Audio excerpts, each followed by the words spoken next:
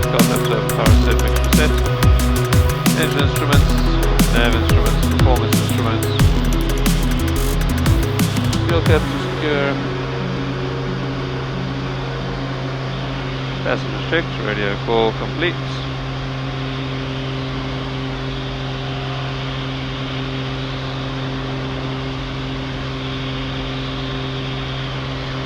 Okay, welcome back. We're airborne from Kobanyani, and we're headed over to another airstrip pretty close, just about 2 ridge lines away,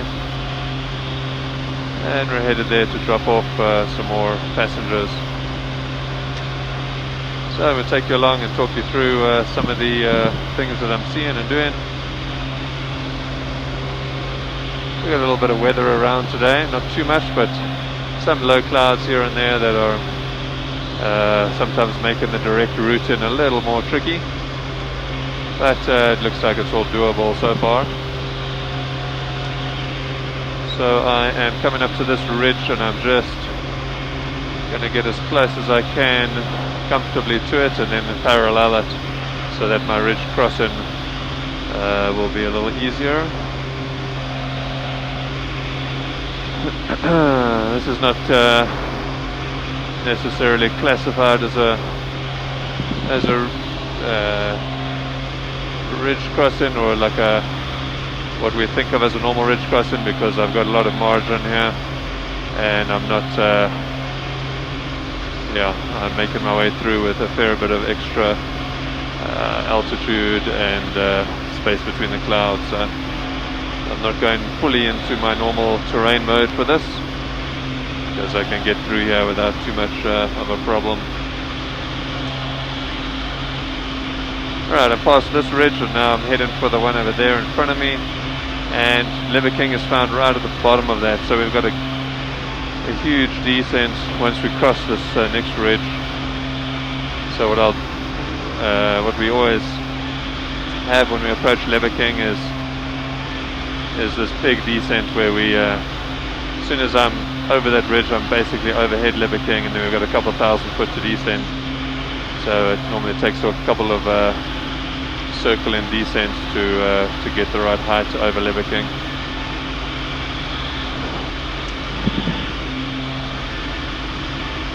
Alright, I'm just going to set myself up here. Actually, I'm going to climb a little more, just to make sure I've got good altitude to cross the next ridge. So this valley that I'm in here is called the Abani Valley. I'm probably not saying that correctly because there's a click at the start of the word, but hopefully you get the idea. And we've actually, last year, somebody came and surveyed this valley to build an airstrip in. Unfortunately, with COVID, nothing has happened there, or nothing's progressed. But we'd love to in the future be able to land at some of the communities here in this valley, because they don't really have any health centers or clinics or anything anywhere nearby them. So it's one area that we'd love to help a little more. Alright, so here we are at 9.5. That'll be enough to cross this ridge in front of me. I'm going to go ahead and lean out for the cruise. So here in Lesotho, with our engines and our EDMs that we have, we fly these aircraft lean of peak, which is, some of you may know what that means. For those who don't, it's basically you adjust the fuel flow to get to, firstly, to where you get your peak, optimal fuel flow, and then we actually reduce the fuel a little more. What that does is pretty much keeps a similar power setting, but brings the temperature of the engine down a lot, and so it's a good place to cruise. It's pretty good for the engine, as long as you can monitor it. One of our requirements is that each cylinder has got an EGT monitor and a CHT monitor on it to be able to do that correctly. Some aircraft will fly richer peak, which means you get to the peak and then you add more fuel. That extra fuel actually cools the engine down a little, but you end up using quite a bit more fuel that way. And so we're lucky enough to have the right equipment to be able to fly with these engines on the lean side, which saves fuel and is pretty good for the engines. Alright, so as I'm approaching this ridge, I've got some cloud on the other side, but I can see a way through, so I'm not too stressed about making it over the ridge. I think I'll easily be able to stay out of the cloud, and literally once I'm across this ridge line that's in front of me, then we're going to start the descent. And Lebakeng is right down at the bottom next to the river. I'm at 9.5 now, and Lebakeng is at 6,000, so 3,500 foot to descend. I don't want to do that super fast, but I also don't want to take forever to do it, so I'll talk you through our descent procedures for a big descent like that. Here I'm clear of just clearing the ridge. I can see that the cloud is clear. I'm actually going to try and get on this side of it, and I can see Lebakeng down at the bottom in front of me. What I'm going to initially do for the start of the descent is bring my manifold pressure back to 24, bring my RPM back to 22, and what that will do is keeps me still on the lean side of the peak, so my engine settings are maintained, at least the leaner peak settings are maintained, and it keeps the engine a little bit warm as we descend. I am going to continue to bring the power back slowly, close the cowl flaps, and I don't really want to descend too much more than 500 foot per minute with passengers on board, so I'm going to keep it around 500 or 600. Lebakeng is on my left there, and I'm through 9,000 foot. So basically what this engine setting does is, I'm still kind of in the middle of the green arc. I'm going to start reducing that a little more in the next few minutes, but keeping some power on with the cowl flaps closed and the RPM brought all the way back to 22. That just helps to keep whatever heat is in the engine there, so it doesn't cool down too quickly. Sometimes we are able to, do what we can to take care of the engines in a descent. Other times we're in situations where we just need the aircraft to do what we need it to do, and we're not always able to worry about the engines. But when we can, when it's controlled and when we have time, of course we'll do all we can to look after the engine and make sure it stays warm during the descent.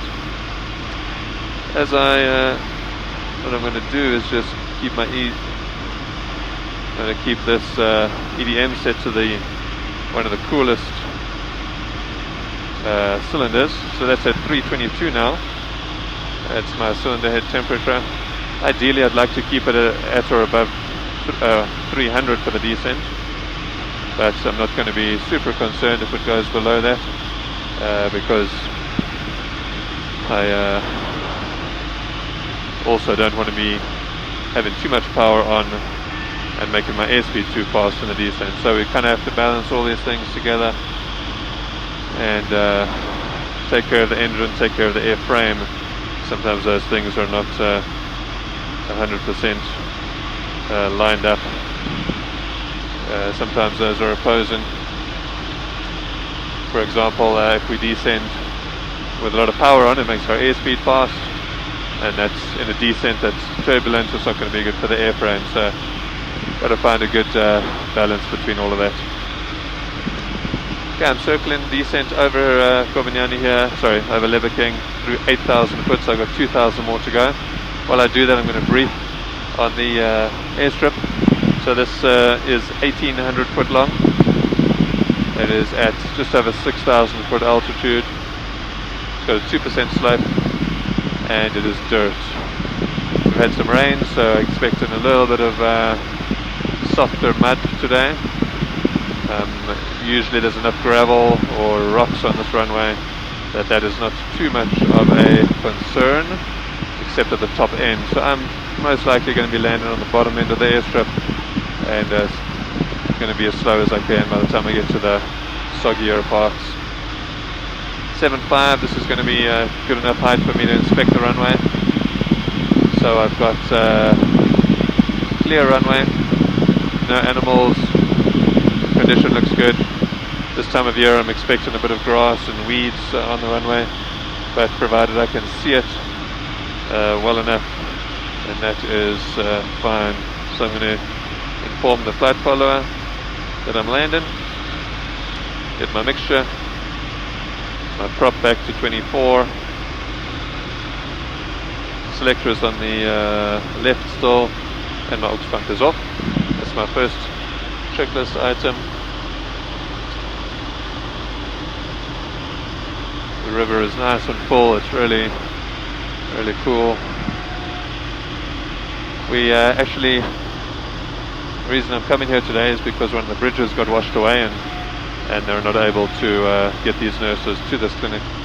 So we're doing an extra little flight so that they can get back. I'm on a downwind here with 99 on my ground speed. That means I got a bit of a tailwind.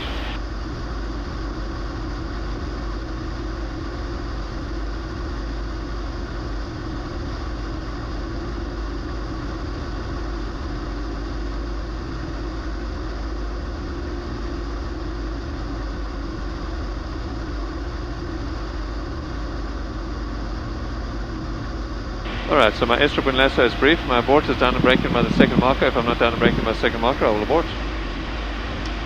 Yeah, on base, my brakes prop are set, and I've got 30 degrees of flaps, bringing the airspeed back to 70.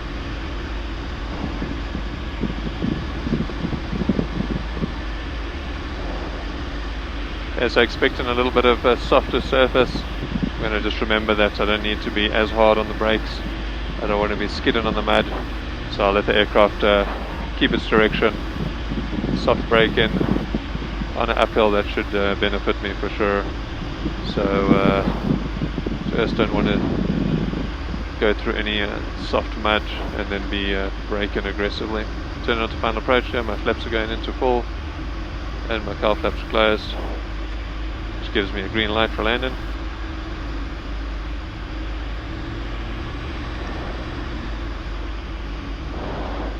.60 knots approach speed, my ground speed's got 73, so a couple of knots wind and not too much. Check height over this ridge, 7,300 foot is checked.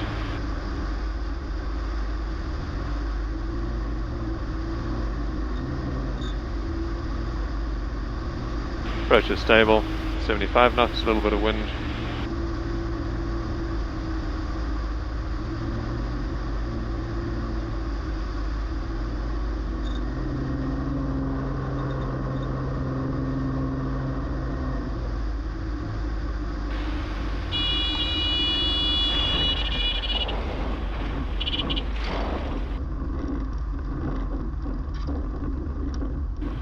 Alright, and we are down at Lebakeng.